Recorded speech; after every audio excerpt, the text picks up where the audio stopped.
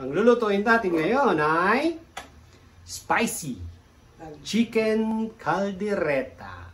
Welcome po sa Kawali ni Waray.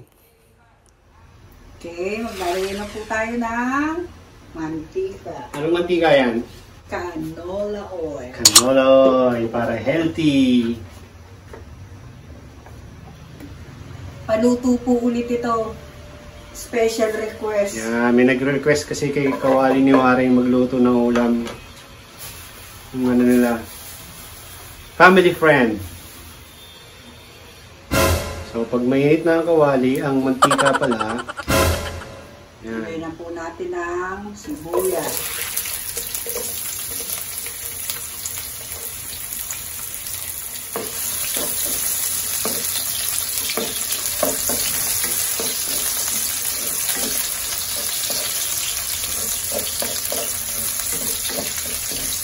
so magigisa muna. Sandali lang po, hindi po na kailangan umitin. Saglit lang, tapos lalagay na kagad yung bawang. Okay.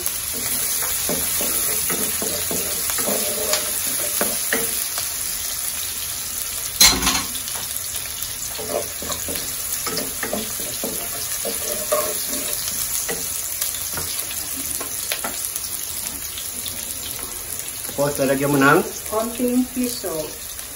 patis. Pisos. Ayan. Hindi tayo ng patis. Sarap niyan pag patis kaysa sa asin.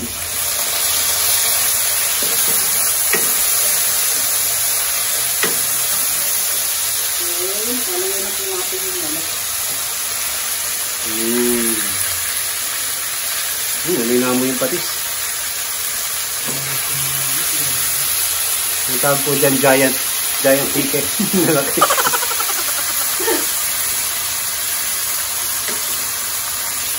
Tinamad po maputol. Request po yan eh. Gusto nila para hindi sila mag-aagawan.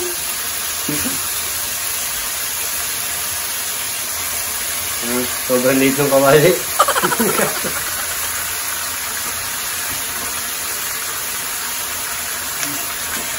Okay, ganun.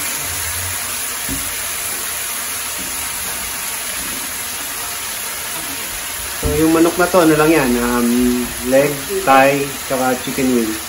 Ayan. So pag medyo, ano na, ang tawag dyan, nag-isa, Nasangkot siya. sangkot siya ng manok. Pwede na lagyan ng tubig, pampalambot.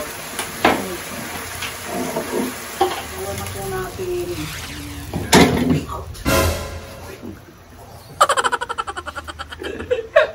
Yan, so lalagyan na po natin siya ng tubig, pampalambot. Tapos lalagyan na rin po natin yung, ano yan? Tomato sauce. Tomato sauce. 200 grams tomato sauce. 200 grams. 1 kilong manok yan eh.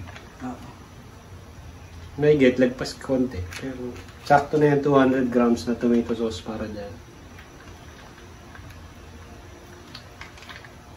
Okay, tapos tapan natin. Halo-halo.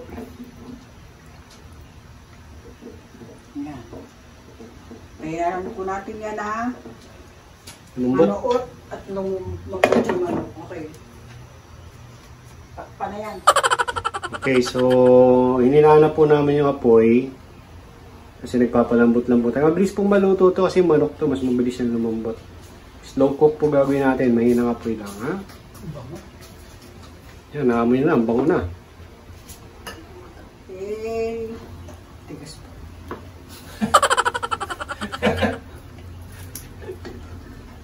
Tigas pa po. Di ba pwede? Pakukuntiin pa natin ng sauce. Sauce Maria Josep. Papatuyuan pa. Masyado pa maraming sabaw. Matigas pa yung dinosaur. Okay, lagyan po natin siya ng chicken cubes para lalo po lumabas yung tunay na lasa ng manok. Yun! Takpan po natin ulit. Uy, ayan na po. Medyo luto na po yung manok. Yan, medyo malambot na yung manok. Nalagay na tayo ng patatas.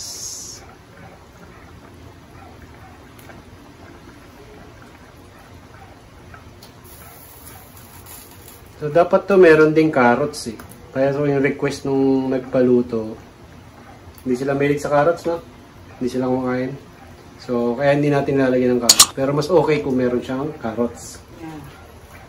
Ang paganda ng gulay. Okay, takpan na po natin ulit. Palambutin natin yung patatas. Okay. Pwede na pong ilagay yung siling labuyo. Kasi po ang gusto po ng may order nito, maanghang na maanghang. Yan. So, spicy chicken caldereta. Dapat may sili. Yung mga po ayaw na maanghang, pwede po mong ilagay.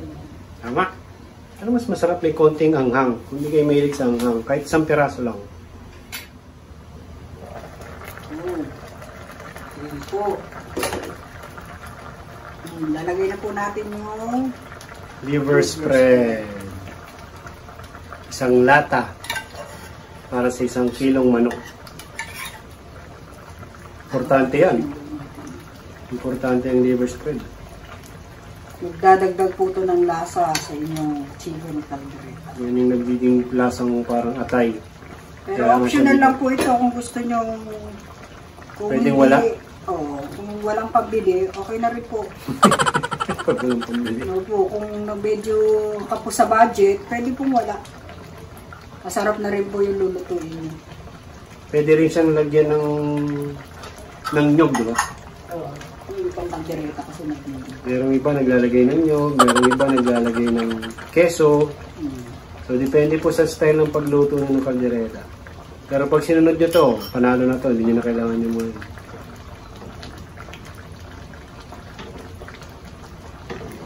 Tingnan nyo, biglang lumapot yung sauce, di ba, nung nilagay yung liver spread. Yun din ang natudulong ng liver spread. Nakakapagpalapot. Lutong-luto na yung manok. Okay, so maglalagay na rin po tayo ng Bell pepper. bell pepper. Yan lang po ang request na gulay, bell pepper, tsaka patatas.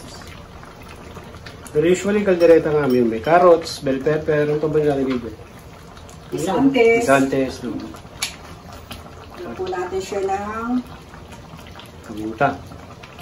black pepper. Black brown pepper. Pepper tuloy. Pepper. Pepper o, hindi papel ha. Sorry papel ha. Sorry po, maluktot ang dila. So, maglagay kayo ng papel dyan. Sorry po, baguhan. Okay na po siya. Luto na po ito. Okay. Kawali ni Waray, signing off.